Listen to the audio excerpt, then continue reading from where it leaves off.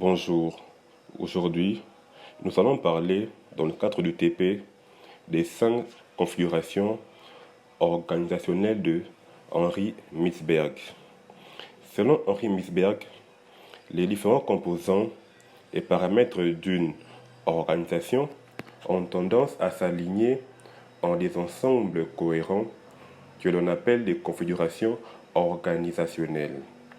Une organisation est en quelque sorte attirée vers une certaine configuration, ne serait-ce qu'en raison de l'interdépendance des composantes et paramètres organisationnels. Interviennent également des données de contexte, ce que l'on appelle les facteurs de contingence, comme l'âge de l'organisation, sa taille, sa technologie qu'elle utilise. Des caractéristiques d'environnement. Henri Mintzberg inventorie 5 configurations organisationnelles principales, chacune caractérisée par un mode de coordination et une composante dominante. 1. Nous avons la structure simple. L'élément clé de l'organisation est le sommet stratégique et le mode principal de coordination. La supervision directe.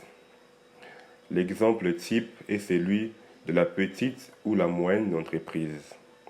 Deuxième élément, nous avons la bureaucratie mécaniste. Elle se rencontre dans les organisations se consacrant à des tâches répétitives, relativement simples, par des exemples des entreprises produisant des biens manufacturés ou des produits en masse.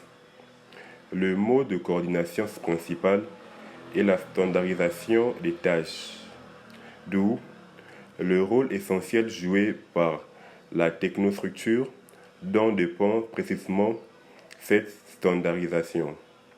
3. La bureaucratie professionnelle. Il s'agit d'une organisation dont l'activité requiert des professionnels hautement qualifiés. La partie clé de l'organisation est alors constituée par le centre opérationnel et la coordination repose sur la standardisation des compétences ou des qualifications. C'est le cas par exemple de l'organisation de santé ou d'université, etc. 4. La forme divisionnelle.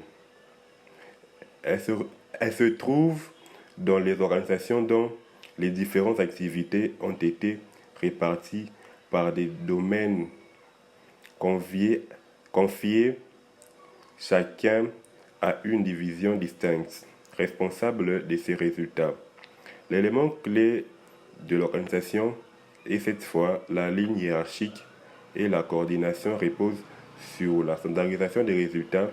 Ce type de configuration est celui adopté le plus souvent par les grandes entreprises à activités diversifiées. 5. L'adhocratie. C'est une organisation flexible, adaptable selon les besoins et les contraintes des tâches à accomplir, le plus souvent complexe et s'inscrivant des environnements dynamiques. Dans ce type de situation, le mode de coordination privilégié est celui de l'ajustement mutuel. Cette configuration comporte deux variantes, l'adhocratie administrative et l'adhocratie d'exploitation. La première entreprend des projets pour elle-même et la partie essentielle de l'organisation est constituée par les fonctionnels de support. La seconde travaille pour des clients, comme c'est le cas par exemple d'un cabinet de conseil. Le centre opérationnel et les fonctionnels de support constituent les composantes les plus importantes. Henri Mintzberg complétera par la suite son analyse en introduisant une 6e composante de l'organisation, sa culture qui comprend les croyances, les modes d'action et de pensée partagés par les membres de l'organisation. Et un sixième mode de coordination, la standardisation des normes qui conduit les participants à agir selon le même ensemble de croyances. Cela le conduira à repérer deux autres configurations, l'organisation missionnaire et l'organisation politique.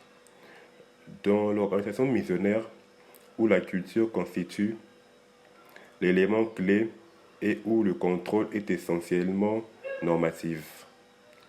L'organisation politique, où les jeux politiques entre les participants dominent le fonctionnement de l'organisation. Comme on le voit, partant d'un inventaire des composantes de l'organisation, Henri Misberg prolonge la réflexion de déboucher sur un essai typologique. Il y a là une véritable tradition en théorie des organisations qui a nourri des multiples essais dont il convient désormais de rendre